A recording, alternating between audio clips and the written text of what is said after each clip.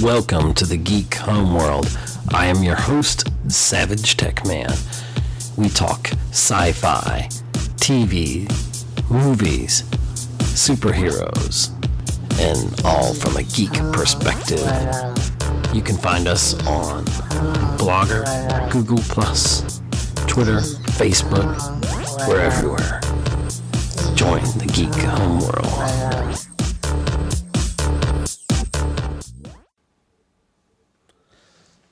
Hello, this is SavageTechman, and welcome to another wonderful episode of the Geek Homeworld podcast.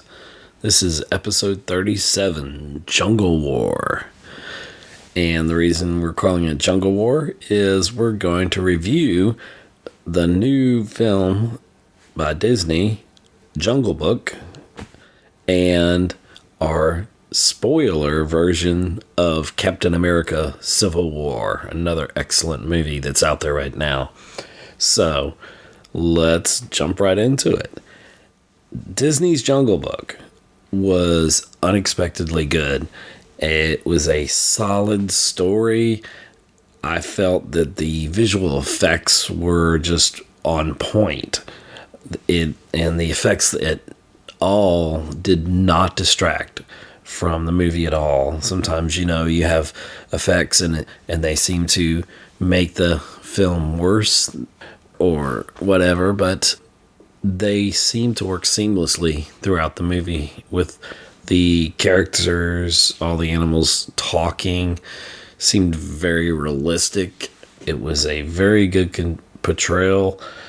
The young actor there who was playing Mowgli did a very good job of acting, though there were times it made me think of episode 1, and that's a bad thought in the acting. I felt that some of the acting was a little bit, there was like one portion of it where I felt like he was reading a script, but all in all, it was a solid story, and it was a very good movie. And when I saw the previews, I said, this is definitely not a children's movie, and it's actually kind of scary for younger children. If you've got younger kids, they could be scared by this adaptation of the Jungle Book. And I remember growing up, having the LP of the Jungle Book and reading along the little read-along albums I used to have, and I remember, some of the great songs in there, and they definitely were in the movie there, and there were some new ones.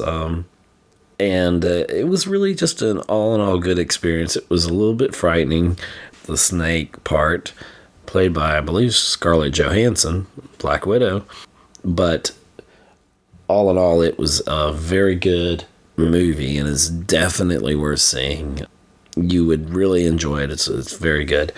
And the music was great, as I said. The voice acting was superb in this, very seamless, as I said, and just all in all, a good movie. So if you haven't seen Jungle Book, you need to get out there and check it out, because it's something you ought to watch. And if your kids are younger, they can handle some of the parts that are scary, but it was just well acted and just a really good story. Now I want to switch to what I really want to talk about, and that's Captain America Civil War. This movie was every bit as great as The Winter Soldier, and if you think about all the Marvel movies that are made, the one trilogy that really stands out is Captain America. And on our last episode, Cheryl took over, and she was talking on our Captain America Civil War spoiler-free episode, which was episode 36. She talked about how this was probably, next to Avengers, her favorite Marvel movie. And I have to say that probably Winter Soldier was one of my favorites, and I think she liked Winter Soldier a little bit more than Civil War. I thought Civil War just had it all. I mean, it had just about almost the entire group of superheroes in there, plus some new ones. And speaking of new heroes, or relatively new, let's start with Ant-Man.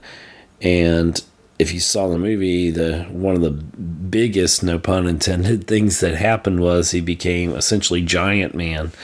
And Paul Rudd just brought the, nobody knows who I am superhero, the total fanboy aspect of it when he first met Captain America, and it was hilarious. It was one of the funniest parts of the movie. Paul Rudd took a character, Ant-Man, and made it a success. And another actor I don't think could have done that as well. Just like Tony Stark being played by Robert Downey Jr., he pretty much launched over 8 years ago the entire MCU, the Marvel Cinematic Universe. And just almost on the strength of his character, he is Tony Stark. So seeing Paul Rudd playing Ant-Man, he took a character not so well known that had been around for a while, but to the general public really not so well known, and he's made that character his own. And seeing him, I know how he became the Giant Man using his PEM particles and all that. I'm sure that in the sequel to Ant-Man, which is Ant-Man and the Wasp, and also we'll see in Infinity Wars, we'll probably see him use that giant ability to not just shrink down, but to grow incredibly large. And Tony basically asked at one point when Team Iron Man was fighting Team Captain America if anybody else had any interesting fantastical powers that they were hiding, because now would be a good time and all that. So Paul Rudd's Ant-Man definitely needed humor in what was built up to be a very intense movie, and it still was, Captain America Civil War. And if you hadn't seen it, you definitely need to run out and see it again. Now, the other standout character, and there was a lot of people out there. There were some people sitting at one of the viewings behind us, a bunch of females, and they were just going just goo goo gaga or whatever over Tom Holland's performance as Spider-Man. And at one point I heard them say he's so much better than Tobey Maguire, like they have ever seen Tobey Maguire, if they had or had not. But when it comes down to it, I think all the different people that have played Spider-Man, and then you think of all the people that played the Joker throughout the Batman movies, from Nicholson to Heath Ledger to, Jared Leto coming up. So even going back to, was it Cesar Romero who played Joker on TV? I mean, you have different shades of the Joker. I won't say that one is better than the other. To me, Nicholson was a great Joker, and definitely Heath Ledger was a great Joker. And as we go on, we see that the Joker gets darker and darker, essentially, and maybe more maniacal. But I guess the same thing could be said in a way, not necessarily in the maniacal sense of it, but probably going the other direction with it. With Tom Holland's performance of Spider-Man, he showed the most youthful, kind of naive, all shucks kind of character, definitely overwhelmed by a total fanboy response to be in the likes of Iron Man, War Machine, just everybody, and like, hey guys, what's up? And I love the fact that they didn't go through a big origin story at this point. We know Spider-Man's origin. We've had enough movies with Tobey Maguire and with Garfield there, not the cat, but through the Amazing Spider-Man movies also, that, and cartoons before all of that, we've seen what Spider-Man's origin is, and I really don't want to see another Batman origin or another Spider-Man origin. I think we at this point, we get it, okay? I want to see the character move forward, and when we get to Spider-Man Homecoming, which is coming out soon, we'll see the story progress, and I don't think it's going to be as much backstory. Probably a little bit, but I want to move the character forward. I believe that that's essential to the growth of the Spider-Man character itself. And speaking of Tobey Maguire, I think that, the comment that he recently made that he pretty much endorsed or liked Tom Holland's performance as Spider-Man, that means a lot to me. That's pretty big in my book, because I think Tobey Maguire, for me, was the best Peter Parker.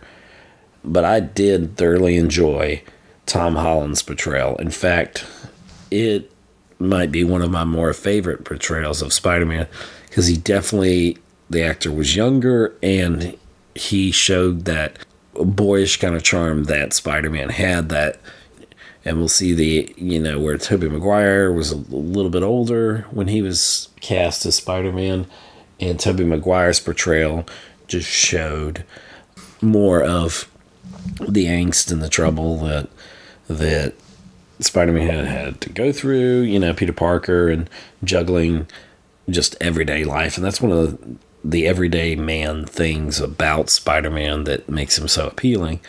And Tom Holland did a very good portrayal of Spider-Man in Captain America Civil War.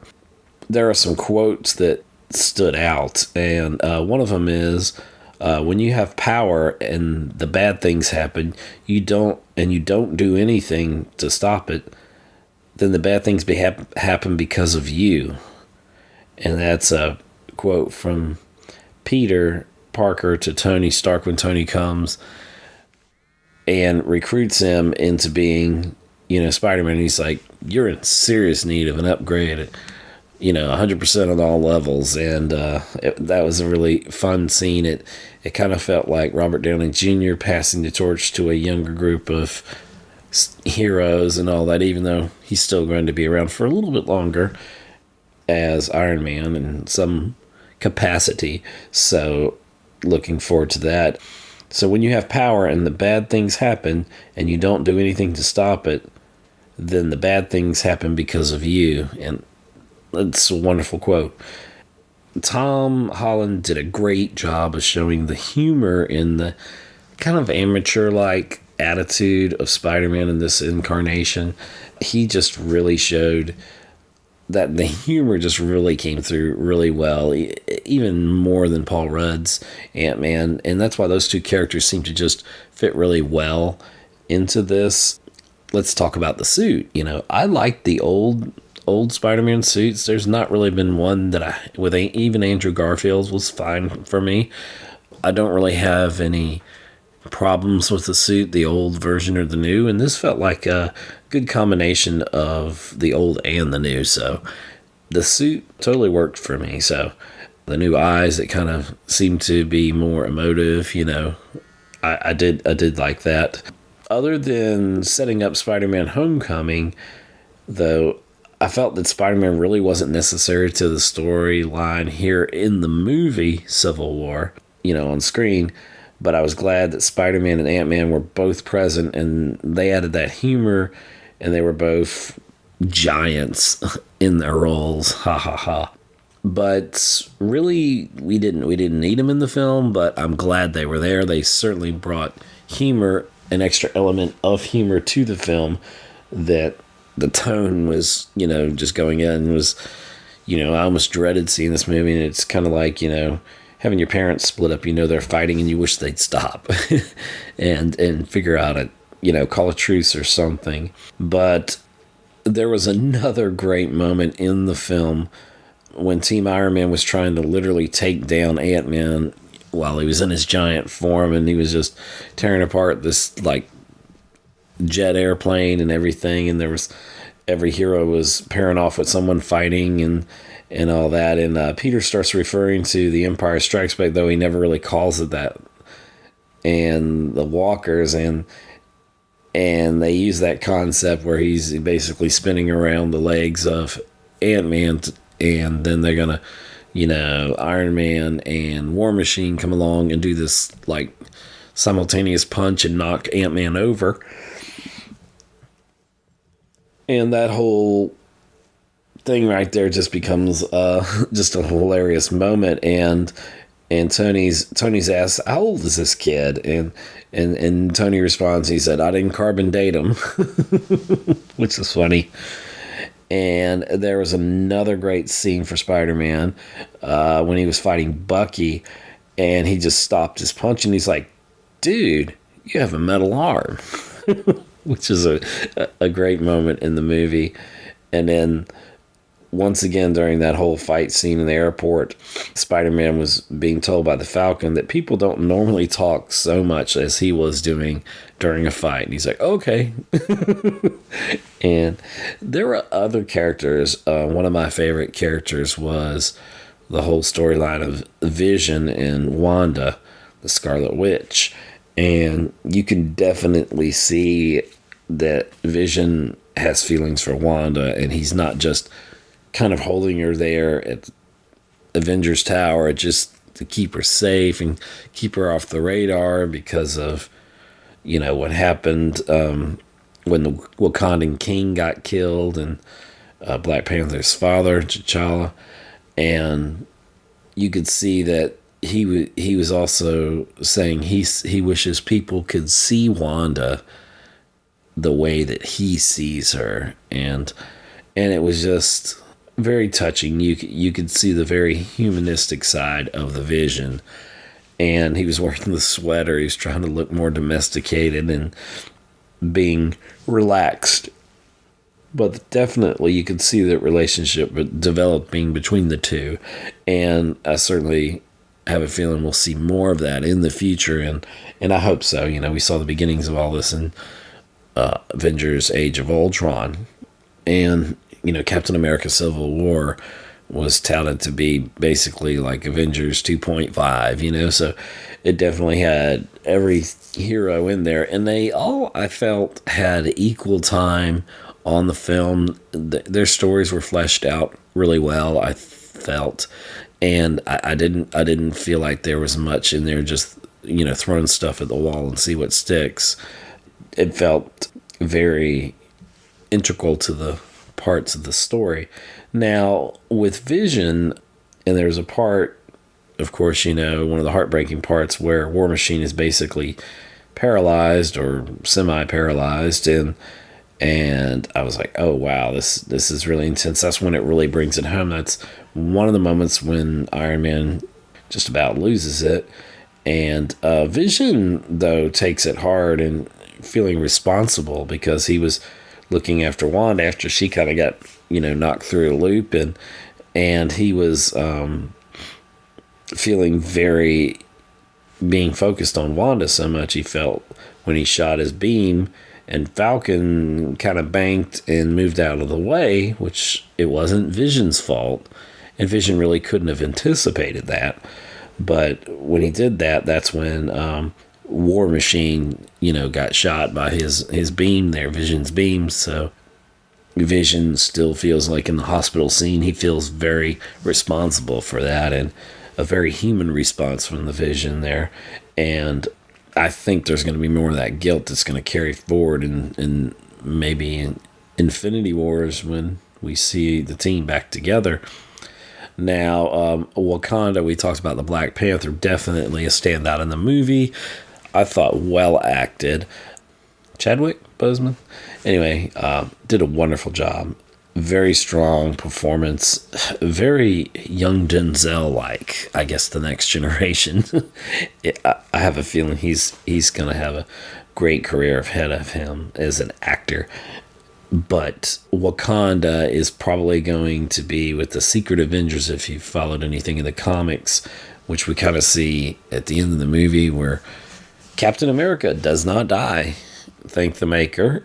That's one of the things I'm going to talk about in just a second, how the movie Civil War and the comics version of Civil War, how they differ and all that. But the Secret Avengers essentially is, I think, where we're going with Captain America, where he leaves the phone. He says, if you need me. And the wonderful letter, because who writes a letter anymore? They would send an email, but Captain America would write a letter, and he wrote this letter to Tony, saying that we'll always be there. And he left like a cell phone look like a flip phone. So it's very Captain America-like, I guess, as far as he's gotten up with technology. But you have to admire Team Cap, and we were all Team Cap pretty much. There's a lot of people who are Team Iron Man, definitely.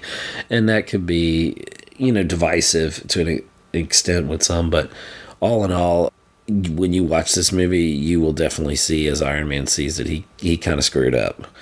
And he's just been even though he's the glue that holds the movie universe together, his character of Tony Stark is very conflicted, very, he has his moments, he's had his ups and his downs through just not being able to pull it together, and then feeling the responsibility for creating Ultron, and him and Captain America leading, the other part of the team. There's that schism between them where the teams are, where Civil War comes from. And the fact that Tony is trying, in his mind, he's trying to do the right thing, but so is Cap. Cap's, taking care of his friend, and there's a famous line where Tony says, "Well, I thought I was your friend." And there are some great beat down moments, and it's heart-wrenching to watch Captain America and Iron Man just going at it, and Bucky, of course.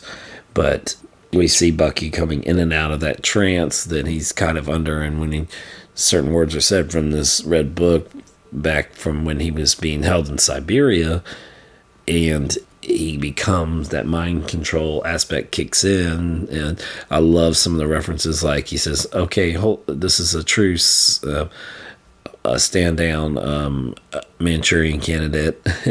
And I was surprised so many people in the theater got that reference, And anyway, the fact that Team Captain America and Team Iron Man were having this, you could see where the teams are splitting off. And Tony was he's like, we need to register ourselves basically with the Sokovian Accords. We need to basically sign on to this with the 117 or so countries that were meeting to sign that. And he said, we need to do this and put ourselves in check before someone does it to us or for us, and they won't be as friendly about it. And they were, the big airport fight scene was about bringing Captain America and his group back into the fold, and they were trying to prove there were others doing nefarious things, that Bucky, even though he did the bad things that he did, that's what makes it such a great storyline, because Bucky feels towards the end, it's like, I'm too dangerous, and we see Wakanda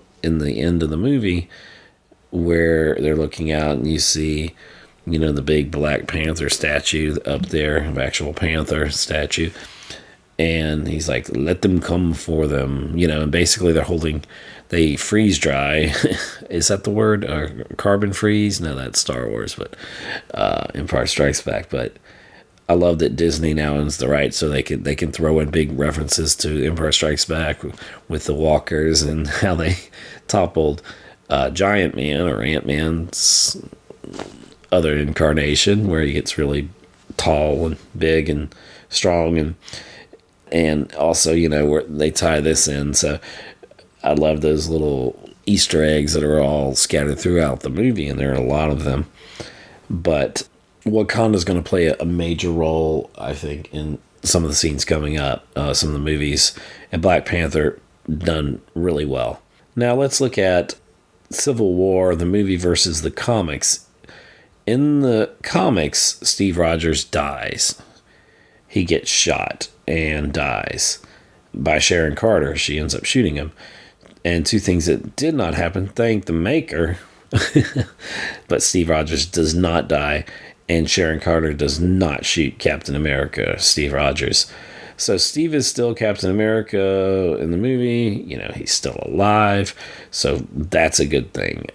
Though how him and the team are going to operate as maybe the Secret Avengers, which will be interesting. I'm sure they're all going to have to come back together for Infinity Wars, whether they want to or not. Towards the end, we do see Iron Man finding out, and where the battle really ensues when him and Bucky and Cap are going at it with each other. And just a gruesome fight, and just an awesome fight after this is way after the airport scene. But when he sees that back in like 1991, Bucky was mind controlled and they sent him out from Siberia or whatever, and he kills Howard Stark and Howard's wife there. So, and Cap knew this, but he was trying to spare Tony, and that helped make the Civil War story more potent and powerful there. So, with that being said, some other things that were different in the movie. Spider-Man did not reveal himself as Peter Parker in the movie, take off his mask and all that, which is a famous part of Civil War in the comics. That didn't happen here. In the comics, Norman Osborn took over S.H.I.E.L.D. after the Civil War, and it became known as Hammer. We already know that S.H.I.E.L.D.'s been fractured, and there is tell that we're going to get Nick Fury back in future movie, probably Infinity War. So let's bring the team back together and add some new members and all.